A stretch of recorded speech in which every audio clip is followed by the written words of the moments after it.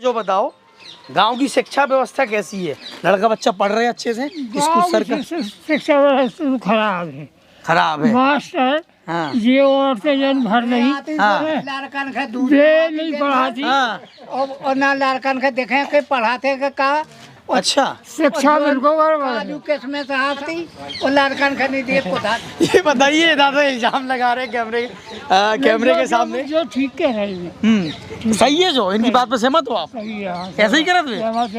हाँ, बच्चन के नहीं दे खाए के लड़कन के बच्चे दूध भी खा जाए, किस्में से छुआरे भी खा जाए, सब ले जाती। हाँ, आप भी यहाँ जाइए। ये रुक जाओ, डरना नहीं है, डरना नहीं है, यहाँ पे आ जाओ। नाम बताओ अपना। नाम? कहाँ पढ़ते, कौन से स्कूल में? प्राथमिक विद्यालय। प्राथमिक विद्यालय। वहाँ पे मिड डे मील में खाना पीना अच्छा मिलता है? सही मिलता है। क्या क्या मिलता है? वो सब्जी चावल तहरी रोटी सब्जी। खीर भी मिलती कभी? खा जाती, दूध पी जाती, सब कुछ। अच्छा, दूध पी जाती दादा है। बच्चा तो बताओ सब कुछ अच्छे से गिनवा रहा है क्या? सब कुछ उसने ये गिनवाया, खीर नहीं मिलती, बाकी सब कुछ मिलता है। काजू किस्में वही खाती, काजू किस्में का दूध चटा है। तो चलिए, यहाँ पर हम जराखर में थे। जराखर के ग्रामवासी जो हैं उनसे बात हो रही थी, और ये हमारे बाएं तरफ जो है वो पहले विधायक हमारे रहे हैं श्री श्रीपद सहाय जी, उनके स्मारक के बगल में हम खड़े थे। तो सभी से बहुत ही रोचक बात हो रही थी। हमें यहाँ पर मिले एक पिता पुत्र की जोड़ी मिली। पिता एक कोने में है तो पुत्र दूसरे कोने में है। पुत्र अखिलेश जी को जिताने में लगे हैं तो पिताजी भाजपा का दामन जो है थामे हुए हैं। तो हम चलते हैं दूसरे कोने में और वहाँ के लोगों से भी, जराखर के ही लोगों से एक दूसरे मोहल्ले में जाकर जानते हैं कि उनकी राय क्या है। तो आप देख रहे थे जनता का राज में राघवेंद्र राजपूत। हाँ दादा, बताओ कुछ गाने। जो भी पागल दिमाग के हैं उन्हें तो जो है जैसे कोई ने जमीन खरीदी तो बहू के नाम कराती, लड़का लाख 2 लाख दे दिया, उनके ला रहे हमारे, बस केवल इतने ला रहे हमारे याद और कुछ नहीं। चलिए, दादा ने हमें फिर से रोका और दादा ने एक और बात बता दी हमें, तो हम लोग यहाँ से निकलते हैं अब। और आप भी कुछ बोलने वाले हैं? थोड़ा जल्दी आइएगा, आप भी बात जल्दी खत्म करिएगा, दूसरी जगह में जाना है। आ जाइए करिए। हाँ, सबसे पहले तो नाम बताइएगा अपना। मैं मुबीन अहमद। मुबीन जी।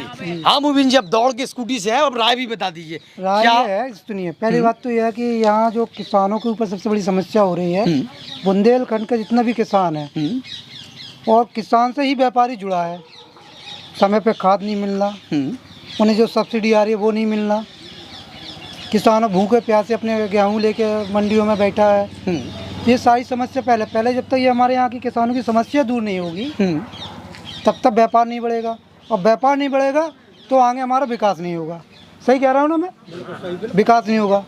दूसरी चीज़, यहाँ जितने भी बेरोजगार हैं उनके लिए कोई भी रोजगार की सुविधा नहीं। आप बैंक में जाइए, उन्होंने प्रधानमंत्री महोदय ने कहा है मुद्रा योजना से आप 50,000 का लोन ले लीजिए, कोई गारंटी। तो अगर कोई किसान या कोई पढ़ा लिखा बंदा बैंक के अंदर जाता है तो उसको लोन नहीं दिया जाता, सिर्फ लोन उनको दिया जाता है जो बैंक के दलाल होते हैं, जिनको 5% 10% देते हैं। अब मान लीजिए 50,000 का उसने लोन लिया, 10,000 कमीशन दिया, उसको तो चुकाना 50,000, उसका 10,000 तो फालतू गया ना। ये बड़ी समस्या है, ये जो जिम्मेदार है, और ये केवल एक क्षेत्र की समस्या नहीं है, अपने जो उत्तर प्रदेश की बात करें सब जगह की समस्या। दूसरी चीज़ सबसे बड़ी एक और है, शिक्षक में सोच लीजिए, टीचर 50,000 पा रहा, तनख्वाह 50,000 पा रहा, प्राइमरी में हो चाहे जूनियर में हो, लेकिन अपने बच्चों को प्राइमरी में नहीं पढ़ा रहा। क्यों नहीं पढ़ा रहा भाई? क्यों नहीं पढ़ा रहा? वो भी तो अपने बच्चों को ला प्राइमरी में नहीं, वो 1500 रुपये महीने की दे के प्राइवेट में पढ़ाएंगे, क्योंकि उनके बच्चे एजुकेशन हो। गाँव के बच्चों का फालतू है ना, पेड़ से हो गए उठा के रख दिया रोड पे। भाई ये गलत है। पहले नीतियाँ बदलें, नीतियाँ बदलने के बाद एक योजना बनाई जाए, योजना बना फिर उसको धरातल पर लाया जाए, चाहे वो बेरोजगार हो चाहे किसान हो। जब आपकी नीतियाँ सही होंगी ऑटोमेटिक विकास होगा, रोजगार बढ़ेगा और युवा पीढ़ी के लिए आगे तरक्की बढ़ेगी। मेरा आपसे यही कह रहा है चैनल वालों से कि आप आए, आपका बहुत बहुत धन्यवाद, आपने मेरी बात सुनी। और मैं पूरे किसानों की बात कह रहा हूँ, अकेले नहीं। आपने मान लीजिए कोविड के टीकाकरण लगवा रहे हैं, पहले आपने कैंप लगवाए, अब आपने घर घर कर दिया। 5 महीना अप्रैल से करीब 8 महीना हो गया टीकाकरण होते हुए, टीकाकरण पूरा नहीं हो पा रहा है। क्यों नहीं हो पा रहा है? अगर वही टीकाकरण पहले आप जो 10 कैंप एक गांव में लगा रहे हैं वो घर घर लगाते पोलियो की तरह, तो आज आपका पूरा लक्ष्य पूरा हो जाता। ये नहीं है सिर्फ एक दिखावा कि हम ये कर रहे हैं, बस हवा हवाई, धरातल पे काम नहीं है।